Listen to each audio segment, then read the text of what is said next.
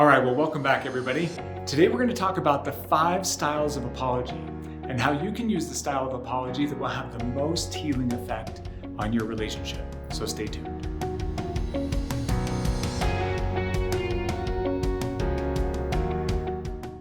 All right, so let's talk about apologies. Every relationship is going to need to utilize an apology at some time or another. It's inevitable. We're going to do things that we don't mean to do. We're going to do things that are bad habits. We're going to do things that injure or harm or create problems in the relationship. And we're going to need to know how to apologize. Effective use of apology can make all the difference in a relationship. And yet so many couples aren't sure how to use apologies in a way that really benefit the relational connection and attachment with their partner. So today I'm excited to share with you about that. I'm excited to teach you a little bit about what I've learned about apologies in working with thousands of couples around the world. And I'm excited for you to benefit from this information that maybe your apologies can have a little bit more effectiveness in your relationship. So let's get into it. The first type of apology that I want to talk about is a conditional apology. Now, conditional apologies are exactly what they sound like. They're an apology that I'm willing to make conditional on an outcome. Right? So this type of apology isn't really a sincere apology because it's conditional upon an outcome. I'm trying to control an outcome with my apology. So an example of a conditional outcome is making an apology on the condition that my partner says that she's sorry too, right? So I might say, hey babe, I'm really sorry. This thing that happened earlier and I shouldn't have said what I said. I shouldn't have acted the way that I acted. I'm sorry, will you forgive me? Right? And then she might respond with something like, yes, thank you for offering your apology. I forgive you. And then I might be like, okay, but what about you? And then she might be like, what do you mean? And I'll be like, well, aren't you sorry? And she's like, well, I don't really think that what I did was problematic. And then I might take back my apology. Well, I'm not sorry then. If you're not sorry, I'm not sorry. I'm not sorry for what I did if you're not sorry. So that's one example of a conditional apology. My apology is conditional upon you making an apology too, right? Or another type of conditional apology might be like, hey, our conversation yesterday, that really wasn't fair of me. I'm so sorry, will you forgive me? And then my partner says, yeah, I'll forgive you. Thank you for making an apology. And then I might be like, so we're gonna buy that car, right? And then my partner might be like, well, I'm still not sure that buying that car is a great idea. And I might be like, what are you talking about? It's not a great idea. And they're like, well, the concerns I was sharing yesterday, this and this and this. And then I might be like, oh my gosh, you're so selfish. I don't really even care then, right? Like, why would I apologize to you about this if you're not even gonna let it go my way, right? So that's another form of a conditional apology. My apology is conditioned upon you agreeing with me, right? The disagreement that we had earlier, I feel bad, but I want you to align with me. And if you align with me, I'll apologize. Right? But if you don't align with me, I'm taking that apology back, right? I still want my way. So those are 2 examples of conditional apologies. I'm offering an apology, but it's not a sincere or genuine apology because it's conditioned upon an outcome, right? So it's not just, here's my apology, shouldn't have done this, period, right? It's an apology that is trying to attempt to control an outcome with my partner. And when that outcome doesn't happen, my apology gets retracted. So that's not really a great apology style, and yet I see it all the time. So make sure in your relationship that you're not using conditional apologies. All right, so the next type of apology is a self-justifying apology, right? Sometimes I like to call this a pride apology, right? But it's an apology that self-justifies. So I was working with a gentleman and he and his wife were coming in for couples counseling and they were having some disagreements in their relationship. Some financial troubles is part of what they were running into. And over these financial issues, she had been asking him, please, let's spend a little bit less eating out, right? And they had talked about that before in the relationship. She felt like it would help save them some money. He had agreed to that, and yet he kept violating this agreement. He kept going and eating out multiple times a week. And they were really upset about that. And so she brought that in, and she was talking about this in the session. And as we were going over this issue and in this dynamic together, he offered an apology, but it was a self-justifying apology. And it sounded a little bit like this. Okay, fine. I'm sorry for eating out so much, right? If I had a wife that maybe packed me some lunch, I might not be eating out, but apparently I don't have a wife that would pack me some lunch. So what am I supposed to do? I'm going to go run to the store and eat out. Okay. I'm sorry. I won't do it anymore. I'll just starve instead. Okay.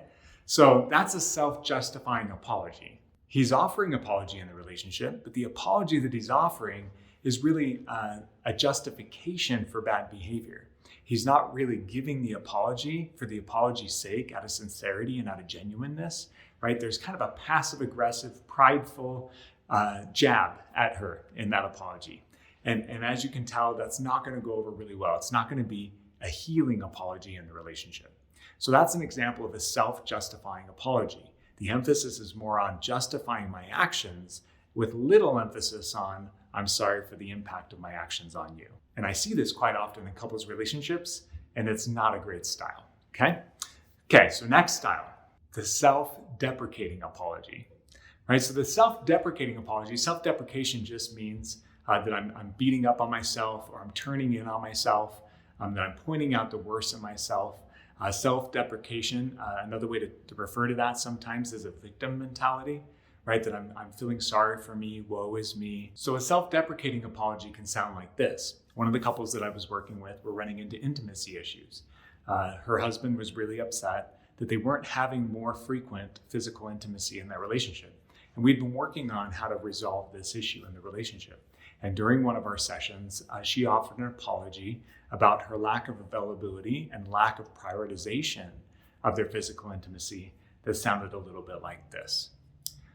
Okay, I'm sorry, okay? I'm sorry. I'm sorry that we're not having sex more often.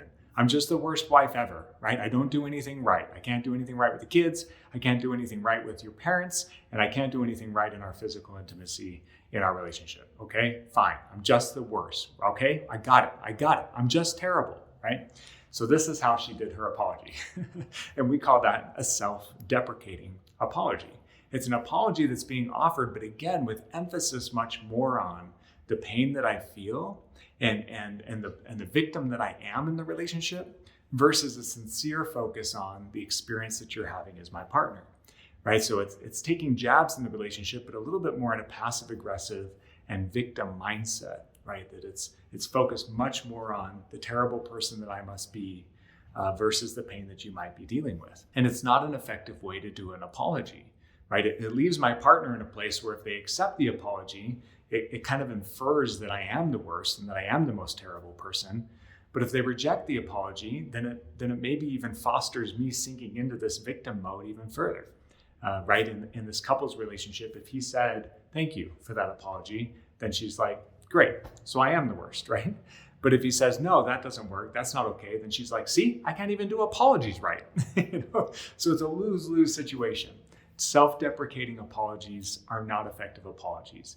And I'd really encourage you to work it out of your style if this is one that you use. Now, the fourth apology type is a placating apology. Placating in a relationship is just any time that I do a thing to kind of get my partner off of my back, right? So an example of this is if you think back to when you were a teenager, there's probably some things that you said to your parents just to placate them. So for example, if your parents were like, now you're hanging out with people that we know tonight, right? Then I might be like, yeah, I'm definitely hanging out with people that you know. And I don't really know if all the people that I'm going to be hanging out with are people that my parents know, right? But I'm placating them. I'm setting them at ease. I'm kind of dismissing their concern so I don't have to deal with it, right? And a placating apology functions in the same way. I can tell that my spouse is upset and they may not drop our argument until they hear an apology. And so I just offer an apology to placate them, right? To get them off my back, to get them to move on so that we can just kind of have some peace in the relationship. I'm not really thinking about the words that I'm saying, and I'm not really thinking about the way that it impacted them. I just want the conflict to end, right? So if you need an apology, fine, here's an apology. And that's a lot of times what it sounds like, right? I'm sorry, okay? I'm sorry. Now can we drop it, right? That's a placating apology. And if we do a placating apology in a little bit different form, it can kind of sound like this. Okay, I'm sorry, okay? I'm sorry, I don't know what else to tell you. Now, can we move on now, right? So it can sound like that. And sometimes an individual will even make it sound more sincere just to try to be convincing to their spouse. They might be like, you're right, I shouldn't have done that. I can see that now. I'm really sorry, right? And they're saying it in a little bit more sincere way. But again, internally, they're still thinking, and I feel like I had a lot of justified reason to do it, right? But they don't want to get into that part of it because they feel like it'll stir back up the conflict. So they try to give a sincere apology and keep their fingers crossed behind their back, hoping that their spouse will move on with the conflict.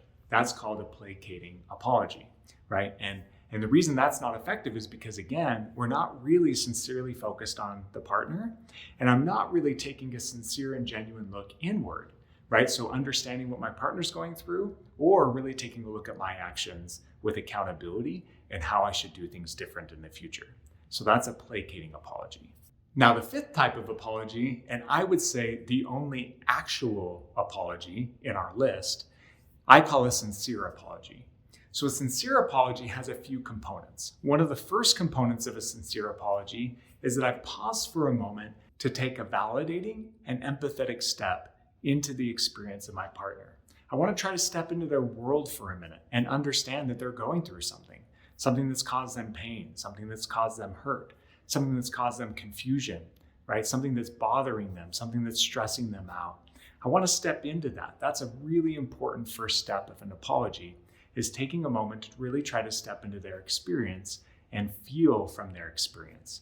We have a great video out on empathy and a great video out on validation. I'll post both of them right here so that you can take a look at those, and would encourage you to review those as a first step in a sincere apology. Now, after I've taken a step into the experience of my partner, the second thing that I need to do is take a look inside myself, right? I need to take a real genuine and sincere look at the feedback that they're trying to offer me in this conflict. Obviously, we're having a conflict because we're standing in two different places on this issue, which means there's some things that I'm doing or things that I'm not doing in the relationship that are really bothering, hurting, or causing stress or difficulty to my partner. And if I love them, I need to be interested and invested in understanding what those things are and how I can do them different. So first step, empathetically stepping into my partner's experience. And second step, taking a look inside of me. What are those things that I need to take a look at and that I maybe need to take some ownership for and accountability for in creating change? Which is the third place for me to focus, right? Is on that accountability. And that's where my apology should start, right? That as I start to express my apology to my partner, that I'm also acknowledging those things that I've done that I can see probably aren't helpful for them, or asking more questions if I'm not sure yet, how is this affecting you? And what can I do differently, right? That sincere desire to know me and understand me and do with my part of it things that will help my partner improve or heal or feel better or have a more positive experience in the future, right? So expressing that as a third step, that accountability and that responsibility. The fourth step is I want to then express to them a commitment to do better in the future, right? So I'm really sorry for this thing that I've done. I can see how it hurts you, and I really want to do better. I'm committed to doing better. I care enough about you to try to do this thing better, right? And then the fifth part of a sincere apology is I want to offer some sort of reassurance, love, or support to my partner. Words of like, I love you so much, right? Like, I'm committed to us. I really want us to do better. I can show it through physical affection, right? Giving her a hug, kissing her on the forehead, right? Asking for her forgiveness. These are ways that I want to do it. Those are the 5 steps of a sincere apology. And out of all the apologies that we've gone over today, it's really the only effective one. So if you remember nothing from this video except for that 5th one, that's perfect, right? Take that, practice it, apply it in your relationship. 2 couples that will apologize in that way are going to make it a lot further in their conflict resolution and their healing than couples who use the other styles of apology. All right, as always, it's so wonderful being with you. And thank you so much for joining us. If you know someone this information can benefit, send this video to them, right? Like our videos, subscribe to our channel, share our content, help us with our mission to help improve the lives of couples everywhere. Thank you so much for joining us, and I look forward to being with you again soon. Take care.